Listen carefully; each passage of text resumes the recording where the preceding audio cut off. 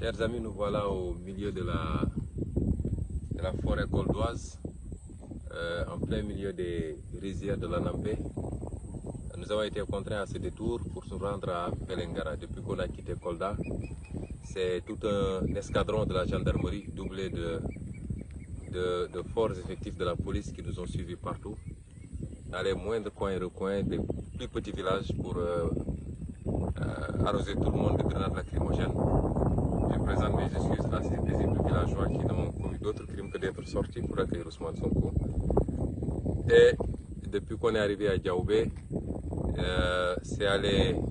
un cran au-dessus, puisqu'ils ont même barré la route et ça a déclenché des affrontements avec les jeunes. Mais nous avons été contraints de prendre ce détour à travers un moyen de transport différent de ce que vous avez l'habitude de voir avec nous, notamment notre modeste véhicule, et de passer à travers champs pour nous rendre à Vélingara, parce que dans tous les cas, s'il plaît à Dieu, j'entrerai aujourd'hui à Vélingara au nom de la liberté, puisqu'il s'agit de la caravane de la liberté. Et au nom de cette liberté, nous considérons que Macky Sall ne doit pas empêcher les Sénégalais d'aller et de venir, de circuler et d'aller à la rencontre de leurs compatriotes. mbokk yi ñu ngi fii ci àllu Kolda bi ngeen ko gisee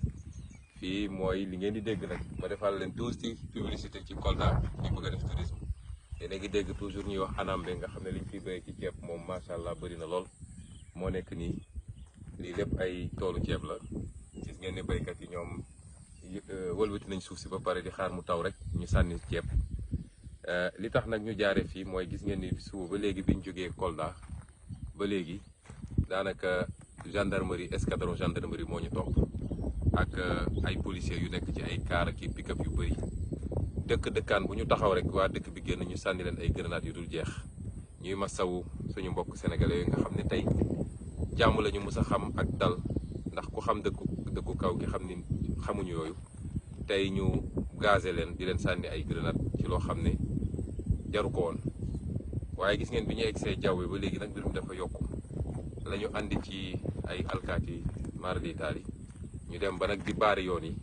mu mel ni nag ñoom Ousmane Sonko dem Vélingara continuer Tamba la ñuy bañ waaye li gën a yéeme mooy ci li ma yëg ci ay xibaar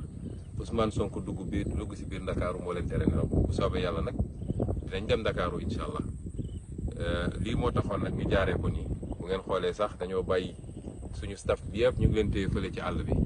obligé jël ab oto boo xam ne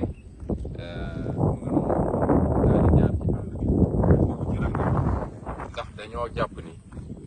ak nu mu munti demee tey bu soobee yàlla dinañ dugg Vélingara parce que Macky Sall mënuñoo war a tere ñuy dem di dikk